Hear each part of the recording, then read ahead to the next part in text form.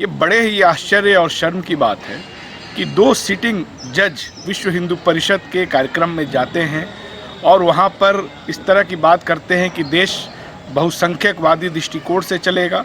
और सबसे आश्चर्य की बात है कि chief justice CJI Sanjeev Khanna इस पर कोई कार्रवाई भी नहीं कर रहे हैं, जबकि ये कोड ऑफ कंडक्ट के खिलाफ है। अगर कोई विभागीय कार्यक्रम हो आप उसमें जा सकते थे, और अगर आप जाएंगे भी तो ऐसा कोई बात नहीं कह सकते जो सीधे संविधान पर सवाल उठाए।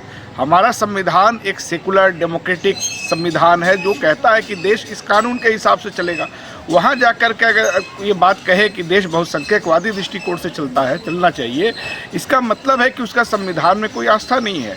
तो संविधान की अभिरक्षा की जिम्मेदारी न्यायपालिका की है। अगर न्यायपालिका में ऐसे लोग रहेंगे जो संविधान की ही अवमानना करते हैं तो इसका मतलब वो पद पे नहीं रहने चाहिए, उनको आप हटाइए।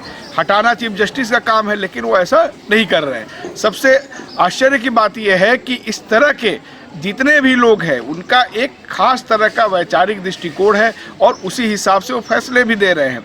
अभी ये वही जज हैं जिन्होंने कुछ दिनों पहले शेखर यादव, उन्होंने इस बात को कहा था कि गाय एक ऐसी पशु है जो ऑक्सीजन लेती है, ऑक्सीजन देती है। फैक्चुअली ये गलत है, ये भी कोई इशू नहीं है। बात ये कि हमारा जो संविधान है वो वैज्ञानिक चेतना के विस्तार और प्रसार की बात जिम्मेदारी हर नागरिक को सौंपता है। जब जज इस तरह की बात करेंगे तो उसका क्या इम्पैक्ट पड़ेगा। तो आप जब संविधान में आस्था ही नहीं रखते हैं तो फिर आपको पद पे नहीं रहना चाहिए। हम किसी बिल्ली को दूध की निगरानी के लिए कैसे रख सकते हैं। इस तरह के जितने भी जज हैं उनके जजमेंट्स का, पुराने जितने उनके फैसले हों, उनकी समीक्षा की जानी चाहिए और उनको तत्काल पद से हटा दिया जाना चाहिए।